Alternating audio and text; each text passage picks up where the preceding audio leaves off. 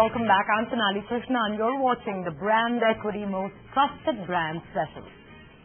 Now, here's yet another company that's been grappling with intense competition with close to 16 competing brands. It stands tall at number 3 this year, but don't forget it bounced back from number 129 last year. It's no mean feat, and it's definitely one that's worthy of a roaring round of applause. I caught up with Sanjay Kapoor, the CEO of Airtel, to unravel the mystery behind this success. When I look at the Airtel story and Airtel becoming amongst the most trusted brands in this country, I would say the whole story at Airtel rests on 6 tenets. And let me try and explain these very briefly to you.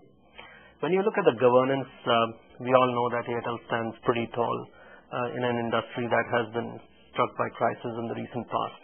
And when you look at our governance practices, whether it's moving to IFRS from US GAAP or whether it is the CRISIL rating on our corporate governance and value creation, I think we've always stood ahead of the ask in the marketplace. I think we are one of the rare examples in the world where a leader who has more than 30% market share in a crowded market has done very well to sustain his position. We were amongst the first operators in this country over the last year to stop bulk messaging because they were leading to pesky messages for the customers and therefore a great irritant. Lost to us in terms of revenues, but doesn't matter because it's customer first. And I think that's held us in good stead. Apart from, creating this great jingle that the whole of India is singing along, is there anything specifically that you've also designed for the youth in terms of Airtel services that will actually attract the youth? Yes, absolutely. You're bang on. And you will see that some new manifestations will be announced very soon. To give you some examples, there will be something around the Youth Pack, which will allow a young audience and customers to utilize internet and voice at hours that they like to be awake. For example, they're night birds, so there could be some offers which would work during the time that they are awake. Similarly, when you use 3G services and data services, youth are always very conscious about making sure they don't get bill shocks, making sure that they are in control of the monies that they spend.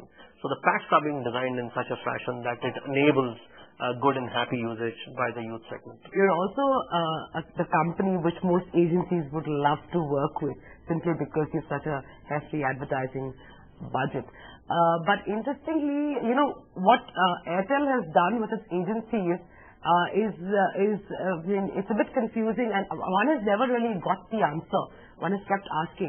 So it moved from Rediffusion to JWT, and one is unclear whether it's with JWT or it's moved to Taproot.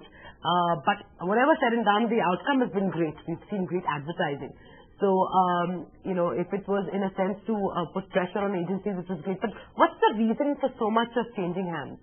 Rediffusion has worked with us for many, many years and have been grossly responsible for bringing the brand to the heights that it reached before they exited. However, I want to clarify that our agency is JWT. However, we'll always have options to look at creatives to come from any part of the world. And if there is any creative idea that at times appeals to us, which may not come from the agency, we always consider that. So I think Taproot has come into existence through that understanding. It's not that Taproot has replaced JWT. There's no such move. Many, many thanks for joining us. Truly a pleasure. Many congratulations at number 3. Thank you.